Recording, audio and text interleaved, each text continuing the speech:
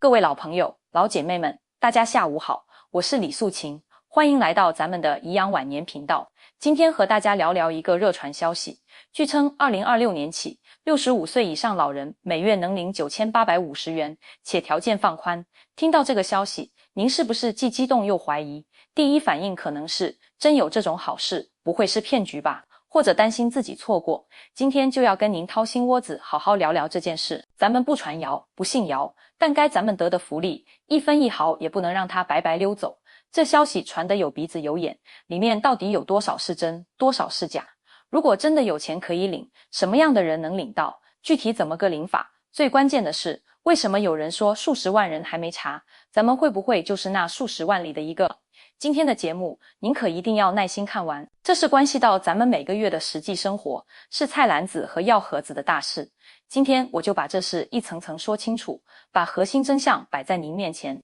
在咱们开始今天的话题之前，如果您觉得李素琴说话实在，是为了咱们这个群体着想，请您现在动动金贵的手指，给咱们频道点个关注，再点亮旁边的小铃铛，这样以后再有这种紧要、实用的消息，系统就会的一时间推送给您，您就再也不用担心错过任何福利了。如果您支持李素琴这样把好事儿实事儿说清楚的劲儿，也请您在评论区里打个支持，或者让我知道您也在看，这对我来说就是最大的鼓励。好了，咱们闲言少叙，马上进入正题。首先，咱们得稳住心神，来辨一辨这个消息的真假成分。任何风吹草动，咱们都不能盲目跟风，尤其是涉及到钱的事情，更要擦亮眼睛。关于这个每月9850元的说法，我要告诉您的是，它并非空穴来风，但它也绝对不是一个天上掉馅饼，人人都有份的简单故事。这里头有国家实实在在的好政策作为底子，但也混杂了一些过度解读、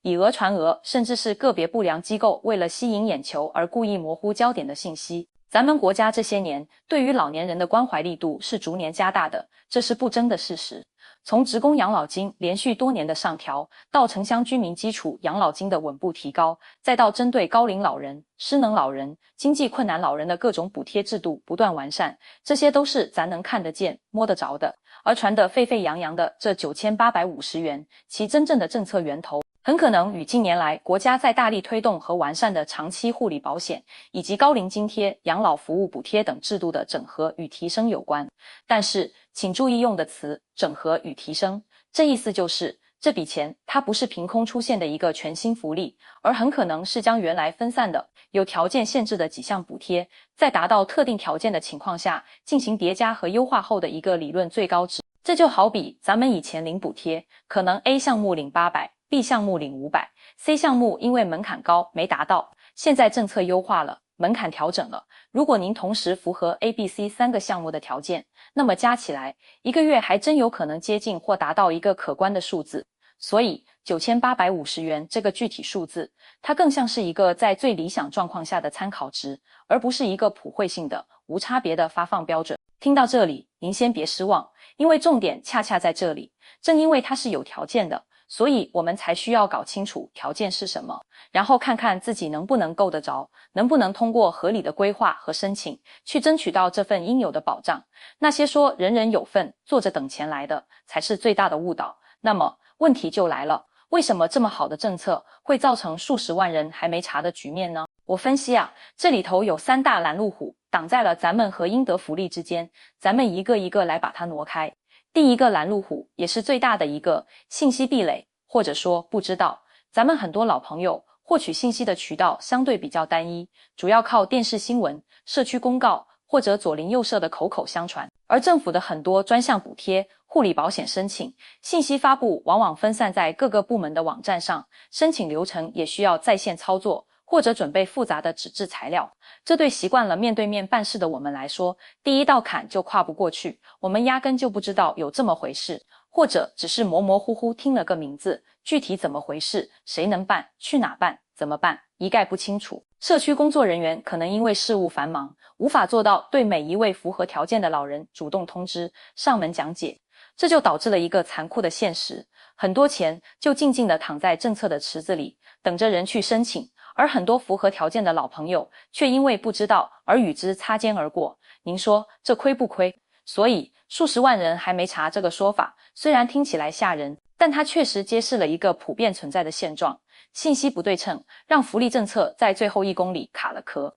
第二个，拦路虎观念误区，或者说怕麻烦，觉得轮不到自己。咱们这代人很多都习惯了勤俭节约，不爱给儿女添麻烦，更不爱给政府添麻烦。有时候即便听说了有补贴可以申请，心里也会犯嘀咕，这得是多困难的家庭才能领啊，我虽然不富裕，但也没到那份上吧，算了算了，不去了。或者觉得申请起来肯定特别复杂，要这个证明那个盖章，跑来跑去折腾半天，还不一定能办成，有那功夫不如在家歇着。还有一种常见想法是，这都是有关系、有门路的人才能办下来的，咱们普通老百姓哪能那么容易？这些想法特别能理解，但今天必须告诉您，这些观念正在让咱们白白放弃自己的合法权益。现在的许多民生政策，尤其是面向老年人的，设计初衷就是应享尽享，审核过程也越来越规范透明。您不主动去了解，不去申请，负责审核的部门怎么知道您需要呢？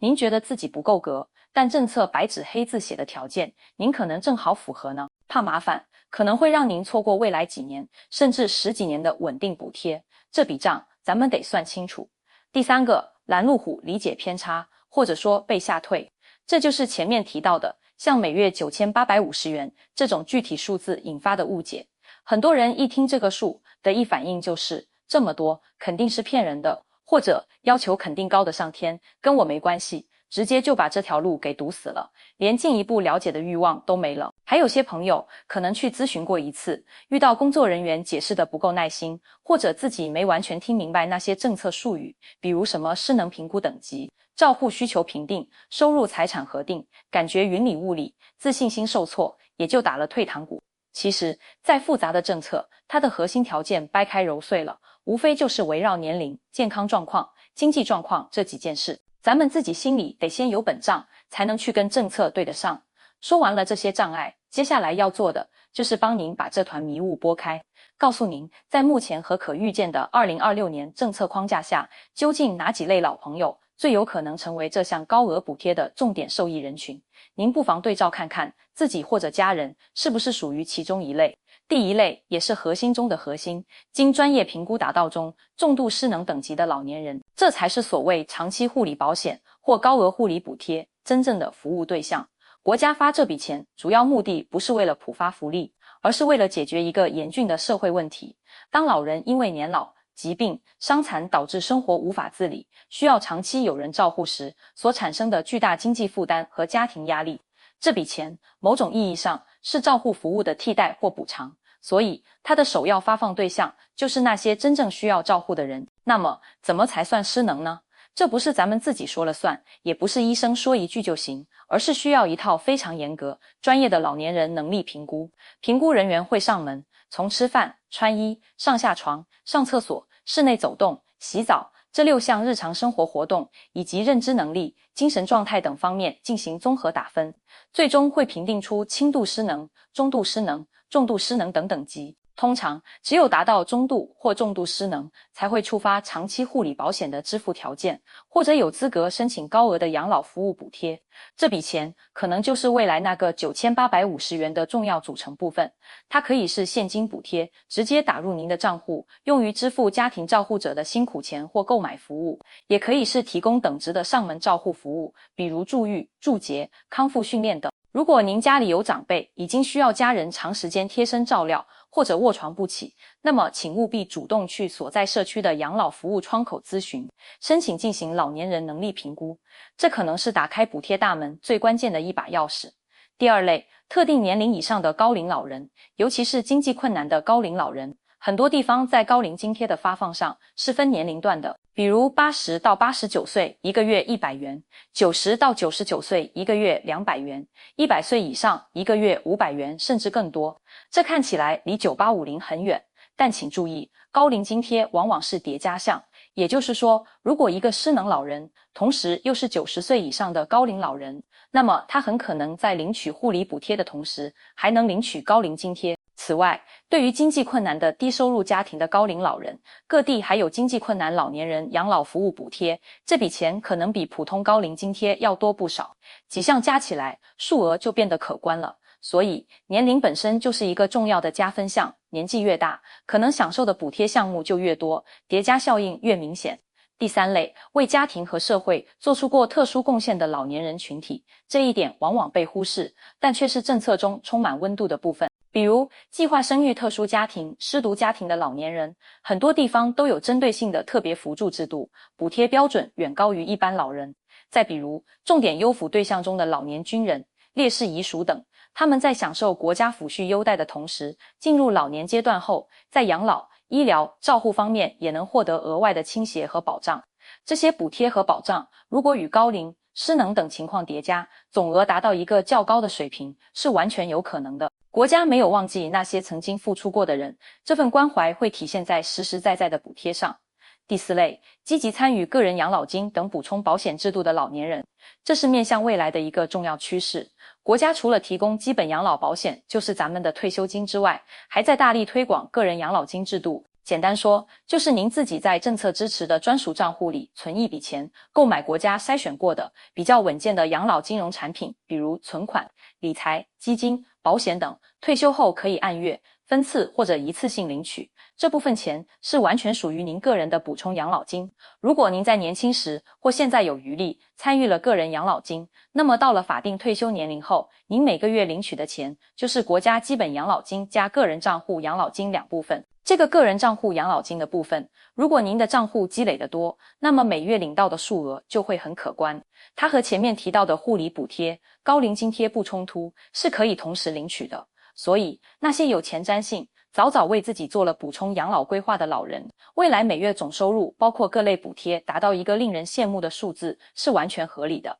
分析了这么多，咱们心里大概有个谱了。所谓每月9850元，它不是一场人人有份的狂欢，而是一个多层次、多样化、有条件限制的养老保障体系可能达到的综合效果。它像一座金字塔，最基础的塔基是普惠性的养老金职工或居民养老，往上是高龄津贴，再往上是针对经济困难、失能、特殊贡献群体的专项补贴，塔尖则是个人自愿参与的补充养老金。每个人根据自己的情况，位于金字塔的不同高度，领取的总额自然不同。那么，作为咱们普通老年人，具体应该怎么做，才能确保自己不落下任何应得的福利，甚至努力去够一够更高的补贴呢？我给您梳理出一套主动出击、步步为营的行动指南，请您一定记在心里，或者拿笔记下来。第一步，也是最简单的一步，彻底摸清自己的家底。这不是查您有多少存款，而是梳理您目前已经在享受的所有福利。请您拿出一个小本子，